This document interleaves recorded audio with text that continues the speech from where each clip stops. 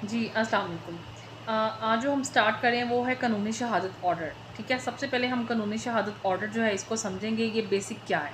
कानूनी शहादत ऑर्डर जो है आपका बेसिकली 3-4 चीज़ों पे डिपेंड करता है, ठीक है? इसमें आपको सबसे पहले एक पर्सन को अज़्यूम करना पड़ता है कि एक बंदा है, एक पर्सन है जो कि आपका क्या है, विटनेस है।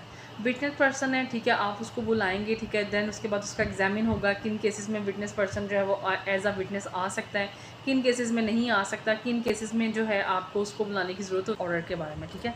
इसमें फ़र्स्ट ऑफ़ ऑल इसका टाइटल आ जाएगा, इसकी कमेंसमेंट डेट आ जाएगी, ठीक है? इसकी इम्प्लीकेशन डेट आ जाएगी, ये अप्लाई कब हुआ था, इम्प्लीमेंट कब हुआ था और इसकी इंट्रोडक्शन डेट वगैरह आ जाएगी। देन इसके बाद इसकी आ जाएगी इन्फोर्समेंट डेट कि इसकी इन्फोर्समेंट डेट क्या थी। एक चीज़ होती है, जब भी आप कोई बुक पढ़ते हैं, जब भी आप कोई एक्ट पढ़ते हैं, उसमें आपने 2 चीज़ें याद रखनी हैं। पहला तो उसका नाम, ठीक है? जैसे कि इसका नाम है कानूनी शहादत ऑर्डर। अब कानूनी शहादत ऑर्डर जो है वो है क्या? बेसिकली ये एक इंडिया का जो है एक्ट है, इंडियन एविडेंस एक्ट इसको कहते हैं, ठीक है? जब पाकिस्तान की डिवीज़न हुई, ठीक है, देन पार्लियामेंट में लेजिस्लेशन ने इसको क्या किया, प्रोड्यूस किया। लेजिस्लेटर्स ने इसको बनाया और क्योंकि बिकॉज वी आर मुस्लिम, हम मुसलमान हैं, इसको हमने क्या किया, चेंज कर दिया। हमने इसको क्या नाम दे दिया, कानून शहादत ऑर्डर। क्योंकि शहादत का मतलब होता है गवाही देना और इसमें जो भी बात की जाएगी वो टेस्टिमनी है। जो अब ये कानूनी शहादत ऑर्डर जो है ये दोनों केसेस में डील करता है, सीआरपीसी में भी और सीआरपीसी यानी कि क्रिमिनल में भी और अच्छा, सबसे पहले इसका प्रिएम्बल आ गया, ठीक है? प्रिएम्बल में वो जो है सिंपल आपको बता रहा है कि कुरान एंड सुन्नह के मुताबिक इसको डील किया जाएगा, ठीक है? कुरान एंड सुन्नह के मुताबिक इस्लाम में जितने भी इंजंक्शंस हैं, इस्लाम के अहकाम के मुताबिक जो है इसको हम डील करेंगे। सबसे पहले चैप्टर 1 स्टार्ट करते हैं, क्यूएसओ कानूनी शहादत ऑर्डर, रेलिवेंसी ऑफ फैक्ट्स, ठीक है?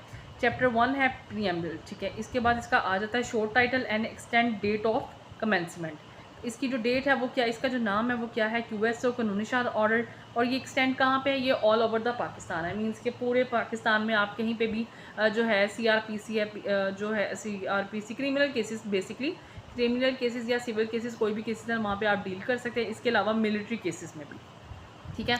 ये कहाँ पे अप्लाई नहीं होता, ये कहाँ पे अप्लाई होता है, पूरे पाकिस्तान में, क्रिमिनल केसेस में और सिविल केसेस में। और कहाँ पे ये अप्लाई नहीं होता, ये होता है फैमिली केसेस में अप्लाई नहीं होता, ठीक है?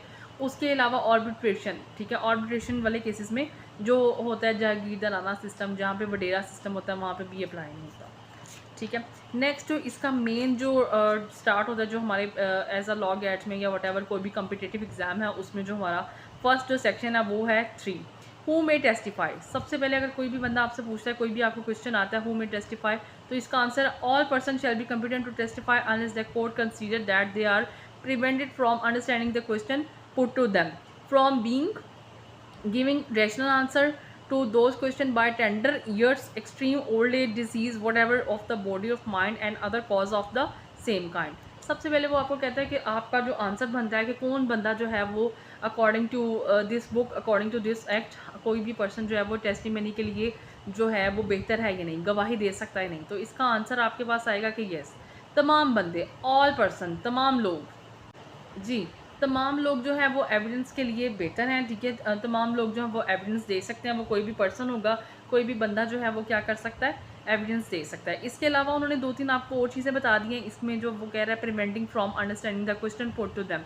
अगर ऐसा बंदा कि फॉर एग्जांपल कोई बच्चा है जिसकी उम्र जो है वो 6 साल है, ठीक है? और आपको लगता है कि ये क्या आंसर देगा या ये क्या बताएगा, इसको जो है इसके सामने कोई भी वाक़या पेश आया, ये नहीं बता सकता, तो आप क्या करेंगे, आपने टेस्टिमनी के लिए उस बंदे को लेके आना है, उस बच्चे को लेके आना है जो क्या कर सके, आंसर बता सके, एक रैशनल आंसर बता सके, ठीक है? एक बेहतर आंसर बता सके और उसके सामने जो भी सवाल किया जाए उसको उसका पता हो।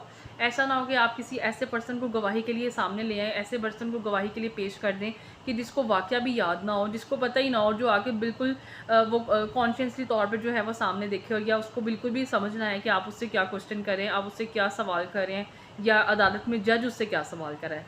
तो गवाही देने के लिए जो भी बंदा आएगा, कोई, पहली बात तो ये है कोई भी पर्सन आ सकता है, कोई भी बंदा आ सकता है। और दूसरी बात ये है कि अगर कोई भी पर्सन आता है तो उसने क्या करना होगा, उससे जो भी सवाल पूछा जाएगा वो उसका आंसर देने के काबिल हो, ठीक है? सेकेंडली वो कहता है कि नॉट बी कन्विक्टेड, ठीक है? वो कन्विक्टेड पर्सन ना हो, वो मुजरिम ना हो। किसका मुजरिम ना हो, कोर्ट ऑफ परजुरी का, यानी कि वो आके वहाँ पे झूठी टेस्टिमनी ना दे, झूठी गवाही ना दे। नेक्स्ट वो कहता है गिविंग रैशनल आंसर।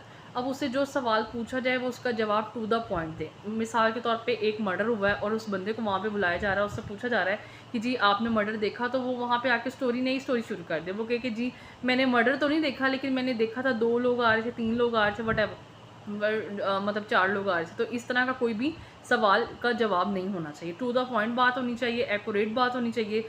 और जो टेस्टिमनी है, जो गवाही जो है वो क्या होनी चाहिए, टू द पॉइंट उस सवाल के मुताबिक होनी चाहिए।